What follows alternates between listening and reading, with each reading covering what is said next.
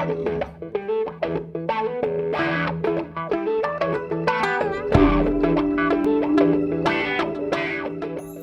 aussi une élection.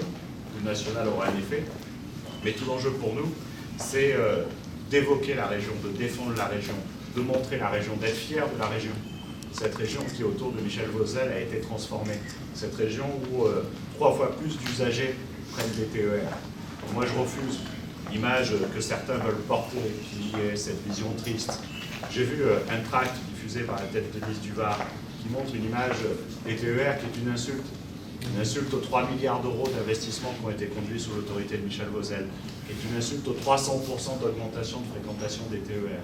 Alors certes, on peut aimer se complaire dans la fange, dans la boue, dans cette image d'une France-France, d'une région triste, une incarnation de l'échec, et en même temps on peut regarder quand même les belles choses qui se passent. On peut simplement, en vous disant ça, je vous dis quoi ?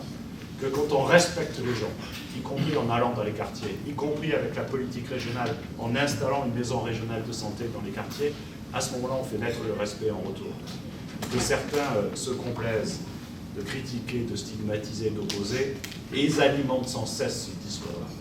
Et c'est ce qui, moi, m'inquiète pour la suite, si d'aventure une candidate du Front National est à la tête de cette région. Moi, je porte une campagne qui est une campagne dans laquelle je veux montrer les fiertés de la région Provence-Alpes-Côte d'Azur.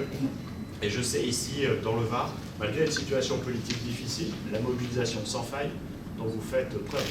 Parce que je pense qu'il faut redonner confiance. 81% de nos électeurs n'ont plus confiance dans les partis politiques.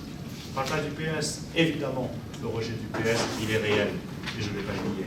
Mais 81% qui n'ont plus confiance. Et quand on discute encore ce matin, on voit bien qu'il y a ce sentiment qu'on n'a pas répondu à tout. Alors, certes, les électeurs sont impatients, certes, ils voudraient tout de suite, mais en même temps, il faut assumer notre part d'échec, il faut assumer nos parts d'erreur, il faut assumer nos retards, il faut assumer un bilan critique sur la mandature de Michel Vauzel, même si, contrairement à d'autres qui ont été aux côtés de Michel Vauzel, moi je prends tout et j'assume tout dans le bilan de Michel Vauzel. Parce que c'est ma responsabilité, mais aussi parce que je ne pense pas qu'il soit de bonne politique que de choisir des petits bouts et de sortir ce qui n'irait pas. Et donc je crois que dans ce département du Var, la question elle va être simple. Elle va être de savoir si on veut se faire manger par l'ogre niçois qui a besoin d'exister, et en particulier par Christophe qui a besoin d'éponger ses dettes, ou si on fait le choix d'avoir une existence propre dans une région équilibrée, où on respectera tous ces territoires organisés, et pour lequel, et je vous le dis, je traiterai la métropole de Toulon, qu'elle ait le statut juridique de métropole ou pas, de la même façon que la métropole de Marseille et la métropole de Nice. Je pense que l'université de Toulon fait aussi partie des fiertés régionales et que sa spécialité, et elle a connu des difficultés, elle a su se redresser, sa spécialisation aujourd'hui doit permettre pour nous d'investir fortement pour en faire aussi une des universités pointes dont notre région a besoin. Bonjour monsieur. Bonjour. Vous présentez aujourd'hui votre liste à Toulon pour les régionales qui auront lieu les 6 et 13 décembre prochains. Quelle en est la caractéristique pour le Var ? Le Var, c'est la typicité de ce territoire, avec le littoral et l'arrière-pays, avec souvent ce sentiment d'ailleurs d'un arrière-pays qui est maltraité. Et puis il y a en plus dans la région la particularité du Var, avec ce sentiment d'être écartelé entre les Alpes-Maritimes et Marseille. Et donc moi j'ai souhaité que dans cette liste, on ait d'abord du renouvellement. Beaucoup de jeunes qui nous rejoignent. La candidate qui sera tête de liste, Cécile, a 25 ans aujourd'hui, et elle incarne aussi une nouvelle génération. J'ai voulu aussi qu'il y ait de la diversité, qu'il y ait tous les territoires qui soient représentés, et très clairement qu'il y ait demain des femmes et des hommes qui soient capables de faire entendre la différence, de faire entendre ce qu'est le Var, pour éviter de se faire manger par les Niçois, et notamment le candidat des Républicains qui nous a annoncé que s'il était président de région, il resterait premier adjoint de sa commune et président de sa métropole, et donc très clairement il serait allègrement passé au-dessus du Var pour aller chercher des sous à Marseille. Dans les compétences de la région, il y a les déchets. Récemment, la Chambre régionale des comptes vient de publier 2 rapports sur le SMIDEV, sur l'ouest du département et sur le Cytomate. Pour autant, personne ne réagit, aucun parti n'a pris position sur cette campagne.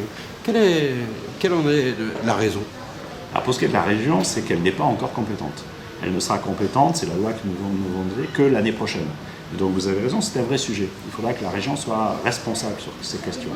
Or, il y a eu trop de dérives. Moi, parmi les combats que je veux mener, c'est celui aussi contre toutes ces dérives, contre notamment la corruption, qui est trop présente sur des territoires comme les nôtres. Et donc je serai intransigeant avec cela. Et je crois que le fait d'avoir une approche régionale permettra de passer outre de mauvais choix et de mauvaises habitudes, comme on a pu les connaître dans ce département, et les sujets que vous évoquez sont aussi révélateurs de dysfonctionnements qui ne sont pas acceptables aujourd'hui. Il est un sujet qui vous tient à cœur, c'est celui des transports. Quelle est votre position sur la LGV ?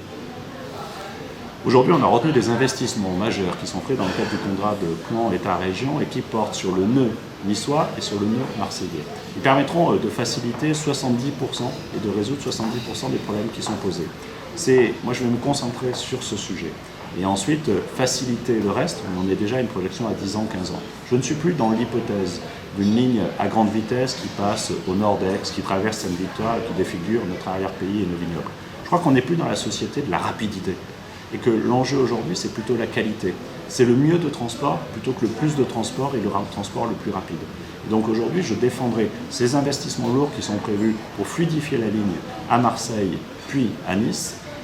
Et ensuite, je défendrai globalement pour tous les trains le mieux de train du quotidien.